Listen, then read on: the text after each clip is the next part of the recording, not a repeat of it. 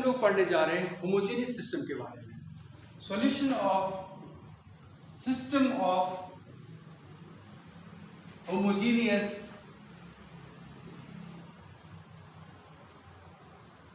Linear equations. Homogeneous linear equations.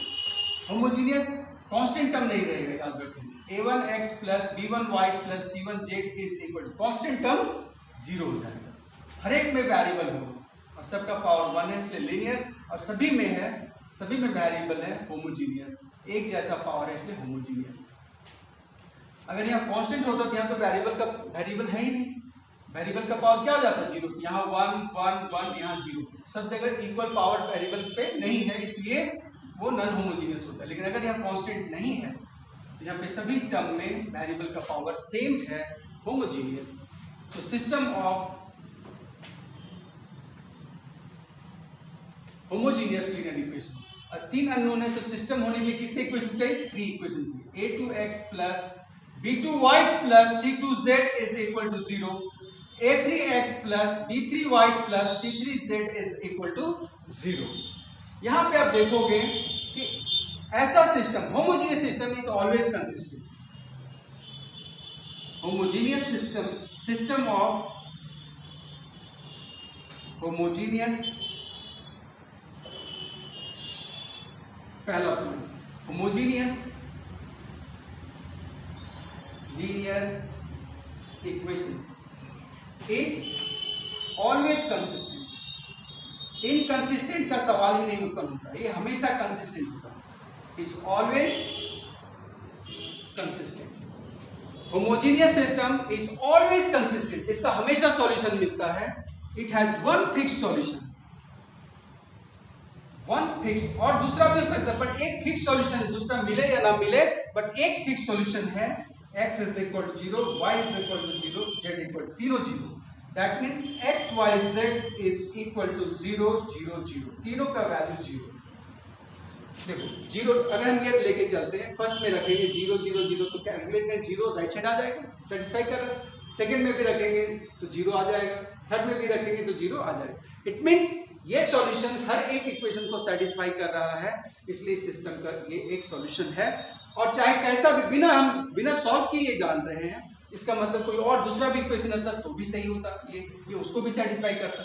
इसका मतलब ऐसा कोई भी सिस्टम लेंगे उसका ये सॉल्यूशन फिक्स्ड है, इसलिए ऐसा सिस्टम हमेशा कंसिस्टेंट होता है। किसको? क्योंकि इसका एक फिक्स सॉल्यूशन है, x is equal to 0, y equal to 0, z, तीनों का वैल्यू 0 हो सकता है, तीनों का नॉन जीरो वैल्यू भी मिल सकते हैं, वो तो बात की बात है, बट एक फिक्स सॉल्यूशन है। यह सॉल्यूशन कहलाता है ट्राइवियल सॉल्यूशन। ऐसा सॉल्यूशन क्या कहलाता है? Trivial solution. जब तीनों का वैल्यू 0 हो जाए उस सॉल्यूशन को क्या बोलते हैं? Trivial solution. अब इसमें x y z तीनों का वैल्यू 0 नहीं हो सकता है कि एक 0 हो बाकी 2 0 नहीं, हो सकता है कि 2 जगह पे 0 हो सकता है कि तीनों जगह पे 0 नहीं हो। ये सभी क्या है? ये सभी क्या है? Non trivial solution. जब तीनों 0 होंगे, तीनों जब 0 होंगे तो कहेंगे ट्राइवियल सॉल्यूशन, और तीनों 0 नहीं हो, एक 0 हो या 2 0 हो या तीनों 0 नहीं हो, तो कौन सा सॉल्यूशन हो गया? Trivial solution, non trivial solution. कौन सा सॉल्यूशन? Non trivial solution. इस जगह इस टॉपिक से बहुत सारे क्वेश्चंस आते हैं। एक तो चीज हम लोग को मालूम हो गया कि होमोजेनियस लीनियर इक्वेशन का सिस्टम का सॉल्यूशन होता है, ये हमेशा कंसिस्टेंट होता है, क्योंकि इसका एक फिक्स सॉल्यूशन है, वो है ट्राइवियल सॉल्यूशन। अभी यहाँ पे अब हम लोग डेल्टा 1, डेल्टा 2, डेल्टा 3 सोचते हैं। क्या सोचते हैं? डेल्टा 1, यहाँ पे डेल्टा का value a1 b1 c1 a2 b2 c2 a3 b3 c3। अब इस डेल्टा का वैल्यू 0, अब कैलकुलेट करेंगे, 0 आ भी सकता है, नहीं जा सकता। डेल्टा 1 का वैल्यू कॉलम 1 में क्या आएगा? 0 0 0, क्योंकि इस प्लेस पे तो d1 d2 d3 0 है, तो सबका वैल्यू क्या आना है? 0। डेल्टा 2 का वैल्यू भी कैलकुलेट करेंगे इसी तरह से, क्या आएगा? डेल्टा 2 का वैल्यू कॉलम 2 में 0 आ जाएगा, है ना, तो भी क्या आ जाएगा? 0। डेल्टा 3 का वैल्यू भी क्या आएगा? 0। तो हम लोग क्या देख रहे हैं यहाँ पे? डेल्टा का वैल्यू कुछ आ सकता है, बट डेल्टा 1 का वैल्यू 0, डेल्टा 2 का वैल्यू 0, डेल्टा 3 का वैल्यू 0, डेल्टा 1 में कॉलम 1 0 हो जाएगा इसलिए 0, डेल्टा 2 में कॉलम 2 0 हो जाएगा इसलिए 0। किसी भी डिटर्मिनेंट का कोई एक रो या कोई एक कॉलम 0 हो, सारे 0 हो, तो डिटर्मिनेंट का वैल्यू भी 0 हो। यहाँ d1 d2 d3 0 है, कॉलम 1 में 0 आ जाएगा, डिटर्मिनेंट का वैल्यू भी 0, डेल्टा 2 का वैल्यू, डेल्टा 3 का वैल्यू भी 0। सिर्फ डेल्टा का वैल्यू 0 यहाँ डिसाइड नहीं होगा। अब हम लोग वहां पे जाते हैं, अगर delta not equal to 0, delta is not equal to 0, तो कौन सा सॉल्यूशन था? Unique solution. यूनिक सॉल्यूशन मतलब एग्जैक्टली वन सॉल्यूशन। तो एग्जैक्टली वन सॉल्यूशन, और वन सॉल्यूशन हम लोग तो ये जानते हैं फिक्स्ड है, ये तो होना ही है, और दूसरा हो सकता है। जब एग्जैक्टली वन सॉल्यूशन तो यही होगा, मतलब ट्राइवियल सॉल्यूशन होगा। So delta not equal to 0, important cases, important cases.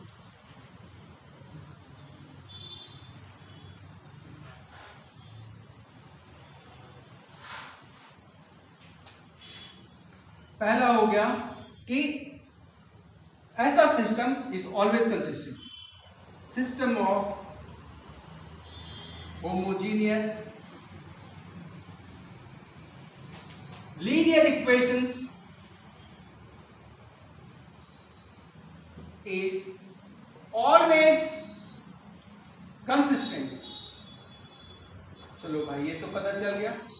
हमारे पास डेल्टा का वैल्यू कुछ आ सकता है, पर डेल्टा 1 का वैल्यू 0 है, डेल्टा 2 का वैल्यू 0 है, डेल्टा 3 का वैल्यू 0 है। यहाँ पे a1, b1, c1, a2, b2, c2, a3, b3, c3, इसका वैल्यू कुछ आ सकता है ना। अगर डेल्टा का वैल्यू 0 नहीं है तो यूनिक सॉल्यूशन, और यूनिक सॉल्यूशन में कौन आ जाता है? एक फिक्स सॉल्यूशन हमारे पास है, second number, sorry, it has one fix solution, it has one fixed solution x y z is equal to 0 0 0. This is known as trivial solution. This is known as trivial solution. ऐसा solution को क्या बोलते हैं? Trivial solution, तीनों का value 0। Number 3, अगर delta का value 0 नहीं हुआ, यूनिक सॉल्यूशन मतलब वन सॉल्यूशन, और वन सॉल्यूशन ये तो होता ये है, इसका मतलब है इस समय सिस्टम हैज कैसा सॉल्यूशन? वन सॉल्यूशन, और वन सॉल्यूशन ये है फिक्स्ड, तो कैसा solution? Trivial solution. System has trivial solution, that is x y z is equal to 0 0 0। कभी कभी क्वेश्चन में बोलेगा कि सिस्टम हैज ट्राइवियल सॉल्यूशन, या कह सकता है कि this system, in this system x y z is equal to 0 0 0। तो इट मींस हम लोगों को क्या ले लेना है? डेल्टा नॉट इक्वल टू 0 ले लेना है। नंबर 4, अगर डेल्टा का वैल्यू 0 हो गया, अगर ये वैल्यू 0 हो गया तो हम लोग क्या देख रहे हैं? सारे 0 हो जाएंगे। क्या हो जाएंगे? सारे 0 हो जाएंगे। जब सारे 0 हो जाएंगे तो इनफाइनाइट सॉल्यूशंस, तो ऐसे केस में सिस्टम का बहुत सारा सॉल्यूशन आएगा। सिस्टम हैज इनफाइनाइट सॉल्यूशन, और इसका मतलब है इसके अलावा बहुत सारे सॉल्यूशन मिले, तीनों 0 के अलावा भी सॉल्यूशंस मिल रहे हैं, और वो भी कितने सारे? बहुत सारे नंबर्स में, इसलिए नॉन ट्राइवियल सॉल्यूशन। इस केस में क्या लिखेंगे? Non trivial solution, that is x y z is not equal to all zeros.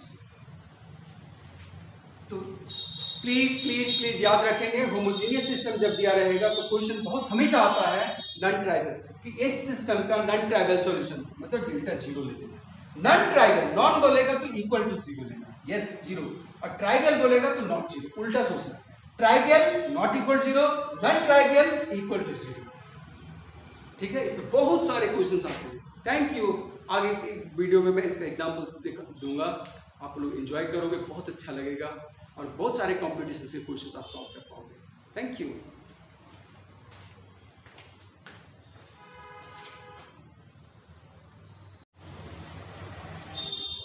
मैंने 2 एग्जांपल्स ले रखे हैं system of homogeneous linear equations के।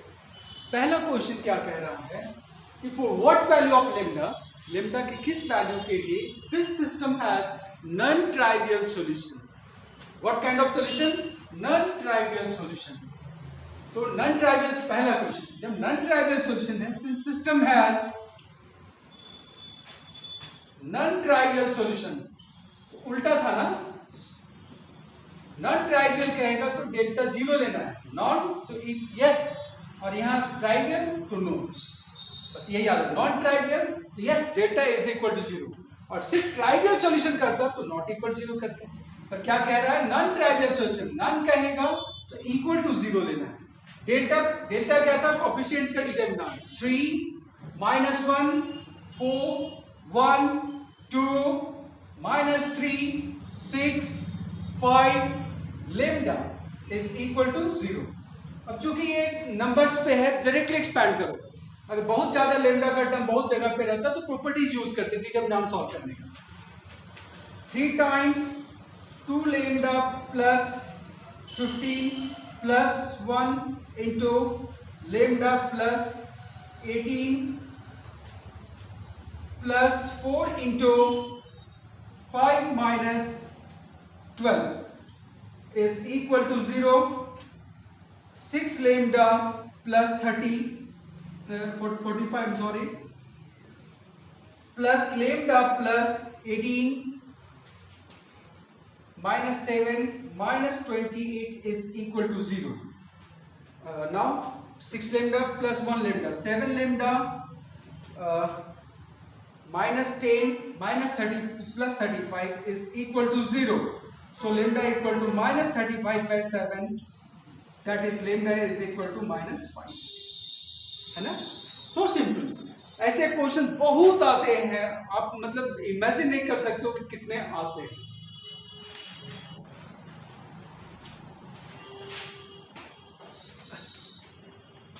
तो नॉन ट्राइवियल सॉल्यूशन जब कहेगा तो डेल्टा को क्या ले लेना है, जीरो ले लेना है।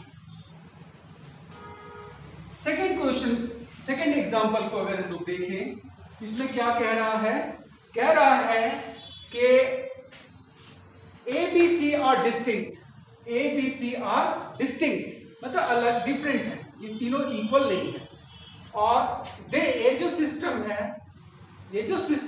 ax plus by plus cz is equal to 0, bx plus cy plus az equal to 0, cx plus ay plus bz is equal to 0. This system has non-trivial solution again.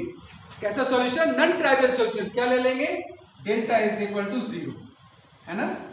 तो कह रहा है कि इतना प्रूव करो, तो delta equal to zero, that means determinant A B C B C A B is equal to zero. Numbers नहीं तो प्रॉपर्टी यूज करते हैं, रो 1 के प्लेस पे रो 1 प्लस रो 2 प्लस रो 3 करेंगे तो इक्वल नंबर्स आ जाएंगे। ए प्लस बी प्लस सी, ए प्लस बी प्लस सी, तीनों को ऐड करें ना, a plus b plus c, when b c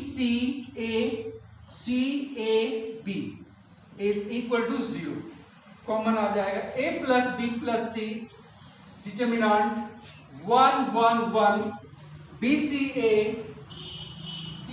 b is equal to 0। a plus b plus c property use कर सकते हैं और डायरेक्टली सॉल्व कर देते हैं। 1 into B C minus a square plus minus 1 into b square minus ac plus 1 into ab minus c square is equal to 0. From here a plus b plus c, ab plus bc plus ca minus a square minus b square minus c square is equal to 0. ये जो whole expression है इसमें minus common लेकर के या minus से दोनों तरफ मल्टीप्लाई करते हैं, a plus B plus C, ये हो जाएगा a square plus B square plus C square minus A B minus B C minus C A, और राइट साइड जी माइनस से मल्टीप्लाई करेंगे तो कोई फर्क नहीं पड़ेगा। यहां से अब हमारे पास आ गया